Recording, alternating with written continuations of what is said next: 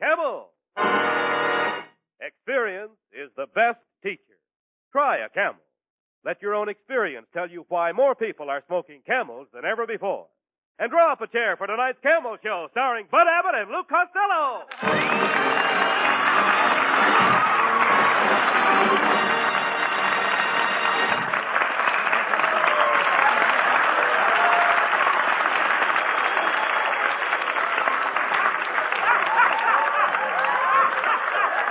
Hey, Costello.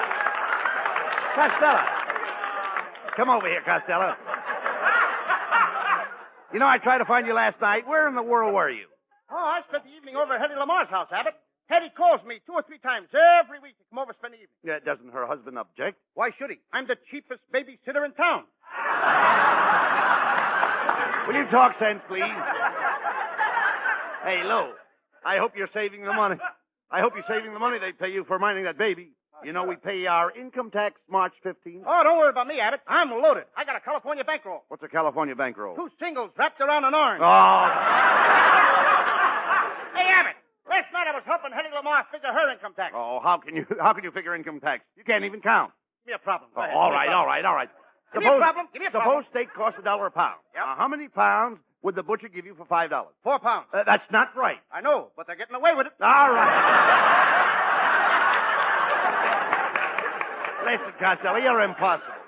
But I'm warning you, you'd better get busy on your income tax. Do you have any surplus money, Lou? No. I'm so broke, Abbott. I had to dump 4 bottles of Coca-Cola in the sink so I could collect the deposit on the bottles. Well, things will be even worse if you don't file your income tax. And remember, you've got to give them an honest count. Hey, Abbott, how can you say that? I always give them an honest count. I'm patriotic. And besides that, they watch you too close. Them collectors, oh, boy, they're pretty sharp, Abbott. I once met an income tax man on the plane. We hit 4 air pockets. He had his hand in every one of them. Never mind that, Costello. We should all be glad to pay our tax, even if it does leave us a little poorer. You're right, Abbott, because no matter how poor it makes us, we're better off than some people. Like that fellow I was reading about in the book the other day, Jack and the Beanstalk. What was it about? Well, this story's about a boy who was very, very poor. His name was Jack. Now, when Jack was a little bit of a boy... Wait a minute, how did he get the name of Jack, Lou? Huh? How did he get the name of Jack? How did he get the name of Jack? Yes. How did he get the name of Jack? He was born while his father was changing a tire. All right. How did he get the name of Jack? All right, go ahead. You're starting a little soon, Abbott. Go ahead. Now, just keep your mouth out of this and let me tell a story. Yes. Abbott, why don't you go over to a shoe repair shop and show them what a real heel looks like? Oh, now, please, go ahead and tell the story. Now, one morning, his mother said, Jack, we have no money, so you'll have to sell the cow. What kind was it, a heifer? Yes, it was a... What'd you say? A heifer. Was it a heifer cow? How could it be a heifer cow? It was a whole cow. All right. Look, Abbott, it was just a plain cow, and it wore red slacks. So Jack started to milk the cow. Now, just a minute. Now, wait a minute. How could he milk the cow if it was wearing red slacks? He was a pickpocket. Now, Jack was walking along the road with the cow, and he noticed that the cow looked very tired. The cow hadn't been sleeping very good. Did the cow have bags under her eyes? I beg your pardon? Did the cow have bags under her eyes? Did the cow have bags under her eyes? That's what I asked you. Abbott, you never saw a cow, did you? Oh, get out. All right, get out. Go ahead, let's hear it. Come on. Well, Jack walked a little farther, and then he saw a farmer was making Limburger cheese. What was he making it out of? Out of doors. Ain't I a stinker? Mother, get the flea powder. I'm lousing them up tonight. Costello, forget this silly story. We were talking about income tax. I'm sure you know nothing about it, so why don't you go down to the bank and get my brother to help you out with it? Oh, that reminds me, Abbott. My mother asked me to ask you, what's your brother's job in the bank? Tell her. What? Tell her. I will tell her if you tell me. I just told you, tell her. You didn't tell me nothing. You gave me the same stuff last week. All I want is a civilized answer. Now, wait a minute, Costello. You said your mother wants to know what my brother does in the bank. Yeah, that's right. And I said, tell her. All right, I will. Now, what does he do? I just told you, tell her. You told me to tell her, but you didn't tell me what to tell her. Tell her. Tell her? What kind of talk is that? Look, Abbott, when I get home tonight, my mother says to me, what does Abbott's brother do in a bank? What do I say? Tell her in the bank. How can I tell her in a bank? The bank's not closed. Look, when I get home, I want to tell her in the house. Listen, you dummy. When I say tell her, I don't mean tell her. I mean tell her. And that's what my brother does in the bank. His job is tell her. Now, do you get it? Oh, when you say teller, you don't mean teller. You mean teller. Teller. Now you've got it. Now I've got it. I don't even know what I'm talking about. Look, Abbott, your brother works in a bank. Now, that's right. What job did he have before the job he's got now? Oh, he was in charge of a very important department. That's fine. What department? Vaults. Could I have that again?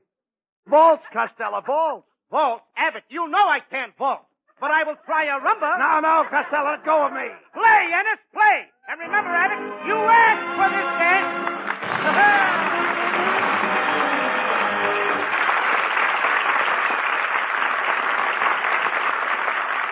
Well, Costello, here's the income tax accountant my brother recommended. Now, let's go in and see him because you know nothing about finance. Who knows nothing about finance? I studied finance with Morgenthau, Rockefeller, Vanderbilt, Guggenheim, and Lana Turner. Oh, wait a minute. What could you learn from Lana Turner? More than I could learn from Morgenthau, Rockefeller, Vanderbilt, and Guggenheim. All talk says, let's go into the accountant's office. Come on. I won't tell you how much I made last year. I won't tell you. Nobody can make me tell. Who was that? Nora Prentice. Come on, Costello. You've got to find the tax accountant. Oh, I'll ask that woman over there. Pardon me, miss. Can you tell me... Well, if it isn't Mr. Allbud. Oh, wow. And Mr. Costello. You fought, little mon, you. It's so nice to meet you, a goon. Every time we meet you, we meet a goon. Quiet, Costello. What brings you here, miss? I came to see my accountant about the taxes I owe to the government. The government. The government? Oh, yes, Abbott. That's in Washington, D.C. That's where President Truman lied. Well, I must be rambling off. As they say in Russian, Akoshe sito bublichka stoyo. And a mushy meatball and a kisser to you, too. Well, come on, Costello. Here's the accountant to help you. Aha, gentlemen. As George Washington said to Thomas Jefferson, sit down. I'm just concluding some business with this client, and I'll be with you in a moment. And now, as I was saying, about that $100,000 that you made last Saturday afternoon, we'll have to figure out the tax on it and get in touch with you later. Nice client, that Oliveri. Well, now, gentlemen, as Cleopatra said to Mark Antony, what can I do for you? Well, Mr. Costello here wants you to help him with his income tax. Fine. Now, Mr. Costello, how much money did you make last year? Well, I... Speak right up, young man. Speak right up. All this information is confidential. Well, I made... Tell me about it. Tell me. How much did you make? Well, it was in the Come, neighborhood... tongue. Has the cat got your tongue? Get the marbles out of your mouth.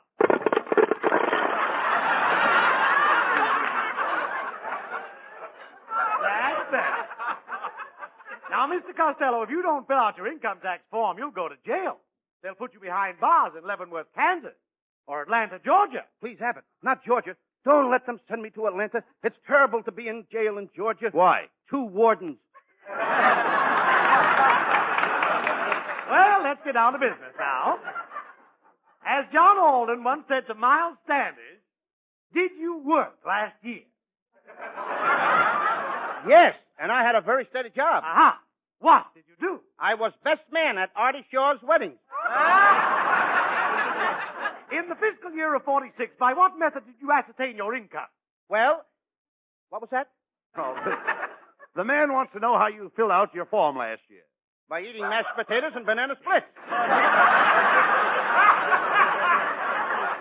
Now let's look your papers over. I've got great news for you, Costello. According to these figures, last year you earned $495. And if you don't make any more money between now and March 15th, you don't have to pay any income tax. I promise. I won't make any money. I'll work for nothing. I'll work for less than nothing. Now, how can you do that? I'll become a public school teacher.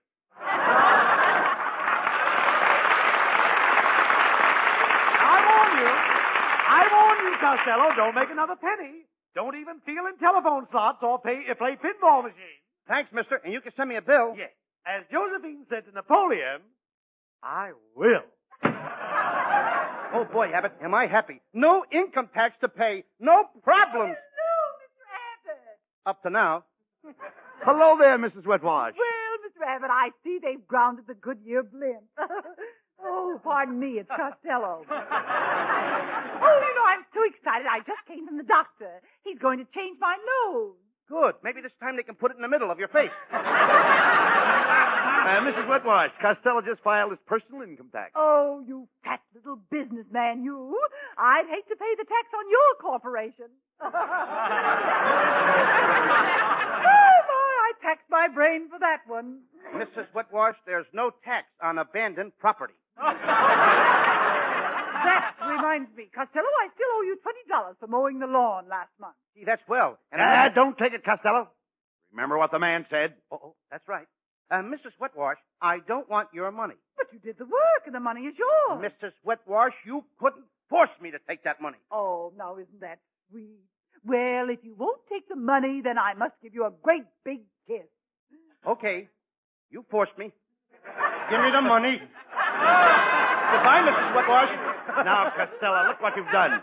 You've got $20 too much money. Hey, Abbott, don't let them put me in jail. Hiya, fellas. Well, it's Skinny Ennis.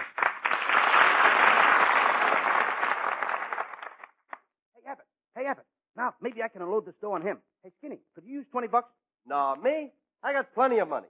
I just sold an invention for automobiles that will save racehorse players a lot of money. Oh, no, wait a minute. How can an attachment for an automobile save racehorse players a lot of money? Well, every time they get within 7 miles of a racetrack, the car blows up. Hey, by the way, Costello, here's the $20 I borrowed from you last week. Oh, forget about that, Skinny. Wait a minute. I don't want that money. You couldn't force me to take it. Okay, if you won't take the money, tell what I'll do. I'll give you a brand new routine. You say, Abbott, what does your brother do at the bank? And he says, tell her. And you say, tell her what? Wait a minute. He says, tell her. Wait a minute. Wait a minute. Wait a minute! You forced me. Give me the money. Okay. Well, so long, fellas. Costello, you did it again. Now you've got $40 too much. Let's go out and buy $40 worth. $40 worth of what? These days, who asked? Oh. Hey, look, it's Marilyn Maxwell. Oh, there you are, Louis, honey. I haven't seen you since the cocktail party last Saturday. Did you get home all right? Yes, but I woke up the next morning with big circles under my eyes. From staying up late? No, somebody set a couple of wet beer glasses down on my face. By the way, Louis, I'm selling raffle tickets for my club. They're $5 apiece, and I'll buy 8 of them. Louis, 8 would be $40. Can you afford to buy 8? I can't afford to buy any less. Oh, now, Louis, I appreciate your spirit, but you couldn't force me to take all that money. Marilyn Maxwell, you sell me 8 tickets or I'll kiss you right here. Okay. You forced me. Here are the tickets. Well, Costello, that $40 you gave Marilyn for the raffle tickets finally brought you down to $495, your original non-taxable income. Now, do you think you can keep away from making any more money till March 15th? Oh, certainly. My Uncle Artie Stebbins taught me that a man can do anything he puts his mind to. Uncle Artie once made up his mind to be a butterfly. He hollered, I'm a butterfly! I'm a butterfly! Did he turn into a butterfly? No, but they took him away in a net. Boys, I've been looking all over for you. Have you heard the news? Yes, Marilyn. Dick Tracy captured influence. No. I mean the news about the raffle. Somebody won a lot of money. Oh, that's all right, Marilyn. I expected to lose, but I'll be a success someday. Costello, to be a success, you've got to have brains. I've got brains. And you have to work hard. I'll work hard. And you've got to keep away from women. I'll work hard. Who cares about money? I even wish I had more money to lose. You have. Good. I'm glad that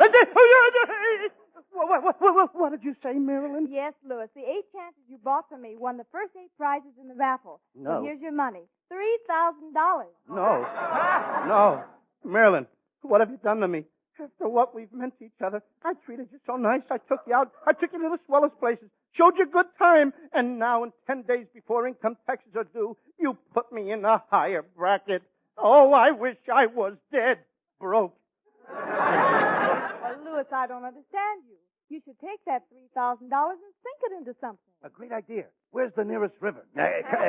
Come, Costello. We've got to work fast. See you later, Marilyn. Yeah, but what are we going to do now?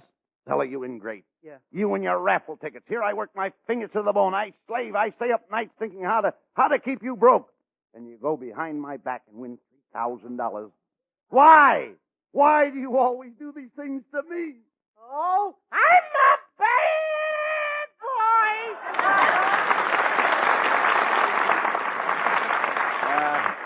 I'll say you are. You have the brains of a low-grade idiot. Okay, Abbott. You can have it back anytime you want it. Now, never mind. Now, you listen to me. Got to get rid of that $3,000. Do you hear? But how, Abbott? Well, wait a minute. I've got it.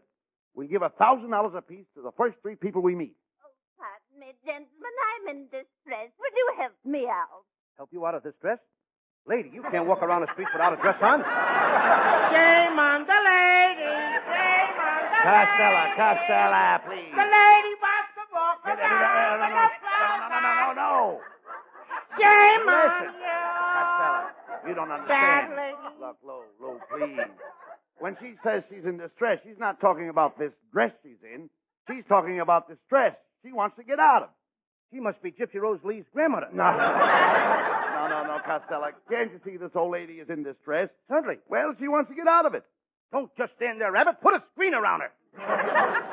Young man, when I say distress, I don't mean distress like this dress I'm wearing. I mean distress like the distress you're in when you're in distress. Madam, where do you live? In the old lady's home. How do you like that? Now they're doing our routines in the old lady's home. Cut that out, Costello. Give the lady $1,000. $1,000? $1,000. That's right. Here it is. $1,000 right on the nose. Be happy. Be happy. I certainly will. Oh, thank you. Now, come on, Costello. You've got $2,000 left. Let's get rid of it. Fast. Yes, Abbott, you're right. We got to go. All right, you guys, all right. This is a stick-up. Oh, burglar. Shut up. This is a stick-up man. Look at his puss. What's he got to be stuck up about? Look, you, when he says I'm a stick-up man, he don't mean I'm stuck up. He means that... What am I saying? I got no time for routines. Come on, heist him. Mr. Burglar, will you please say heist him again? What for? My pants are falling down. Hey, is that gun a 45? Yeah. What's the matter? Couldn't you get a 46 delivery? Don't be a wise guy, you. You could rob me of the last joke if you care to. Don't be a wise guy. My trigger finger is itching. I'll scratch it for you. Costello, will you shut up or you'll kill us? Wait a minute. What are you applauding for? When he said kill us, my whole life passed before me. The Costello story, starring Larry Parks. Come on, you. Come on. Hand over the dough. Hey, Costello, this is your chance to get rid of the $2,000. Ooh, that's right. You're right, Abbott. Here, Mr. Burglar, here is $2,000 for you. What? I wish you'd have stuck me up about 5 minutes ago. I could have given you $3,000. Hey, wait a minute. What is this? This is a funny stick-up. You seem to be happy to get rid of this dough. What is it, Confederate? Oh. No, Mr. Costello just wants to get rid of this money. You see, that $2,000 puts him in a higher income bracket. Oh, well, that's different. Hey, wait a minute. What's the matter? I'm just figuring my earnings for the year. Let me see. I heisted the bank in Frisco. That was $21,000.